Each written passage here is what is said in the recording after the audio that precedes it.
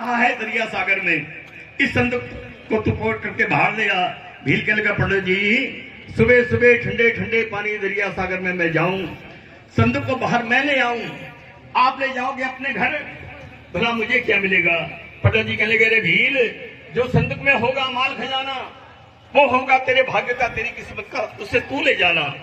देखते ही देखते भील ने दरिया में छलांग लगाई और देखते ही देखते भील संदूक को पकड़ करके बाहर ले आया।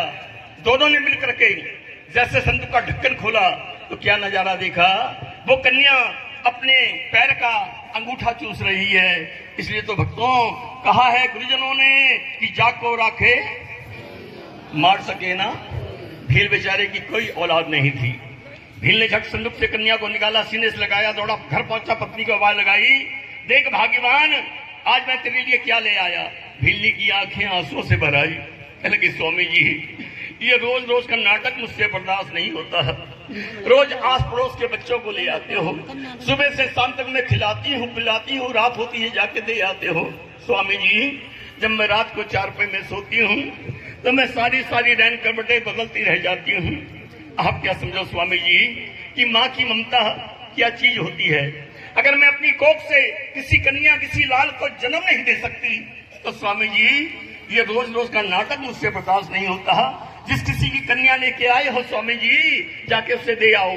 भील की आंखें आंसुओं से भर आई। कहने लगा, पगली नारो, ये कन्या संदूक में बहती जा रही थी और ये संदूक तो ले गया विद्वान पंडित और ये कन्या मैं ले आया हूँ। इसके माता पिता का मुझे नहीं पता, ना इसके घर बार का नहीं मुझे पता।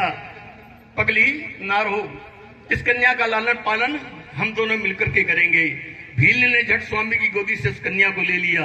भील और भीलनी बड़े लाड और प्यार से उस कन्या का जय माता, प्यार से कह दो, मिलकर के कह दो। आप सुन रहे हैं, मैं सुना रहा हूं। अगर आप लोग सुन रहे हैं तो याद करवाइए, इधर राजा की कन्या कौन? जोर से बोलिए।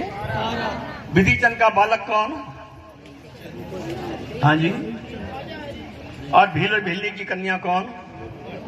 धीरे धीरे तीनों जवान हो गए। कहते जय माता दी। तारा रुक्मन हो गई सियानी, बचपन बीता आ गई जवानी। जब बच्चे जवान हो जाते हैं तो माता पिता को चिंता लग जाती है। राजा ने अपनी राज दुलारी कन्या कौन? तारा का विवाह विधिचंद के बालक कौन? हरिश्चंद्र के साथ जा करवाया। तारा की डोली जब पहुंची महलों में तो तारा ने जब देखे बड़े बड़े महल तो सारा सोच में पड़ गई कि मैं कितनी भाग्यवान हूं जो इतने बड़े महलों में रहकर मैंने अपना जीवन बिताना है। वो मन ही मन सोचने लगी कि मैं कहां बनाऊं पूजा का स्थान। तो तारा ने कुछ दिनों के बाद अपने महलों में एक सुंदर सा मंदिर बनवाया और उस मंदिर में तारा ने माँ काली की तस्वीर को जा सजाया। कहते जय माता। तारा मानती थी माँ काली को, लेकिन राजा हरिश्चंद्र मानते थे माँ वैष्णो को। कहते जय माता। रास्ते अलग अलग हैं, मंजिल एक है, नाम अनेक है, रूप अनेक है, लेकिन माँ एक है। इधर भील और भीलनी की कन्या कौन? जवान हो गई। जय माता दी। जाग रही हूँ मैं। जय माता दी। जय माता दी। जय माता दी। भेज दो भैया, राजू भैया को।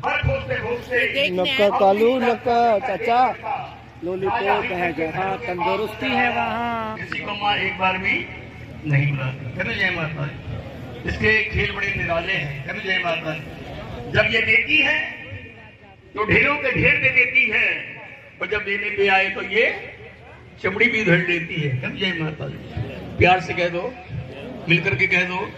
रुक्मन की सास शुरू से ही राजा हरिश्चंद्र की महलों की साफ सफाई का कामकाज करने के लिए जाया करती थी। एक दिन रुक्मन की सास की तबीयत अचानक बड़ी खराब हो गई और रुक्मन की सास घबरा गई। अपनी बहू रुक्मन से कहने लगी, बहू रुक्मन, मेरी तबीयत ठीक नहीं रहती है और आज से जाकर के राजा हरिश्चंद्र की महलों की साफ सफाई का कामकाज ना तूने जा करना है। रुक्मन ने कहने लगी, धन्य भाग्य सासू जी, माता जी मेरे, आपने मुझे काम के लिए कहा, आप घर में आराम करो और मैं जा रही हूँ काम करने को। कहते जय माता। सास ने कहा और बहू बोलिए ना।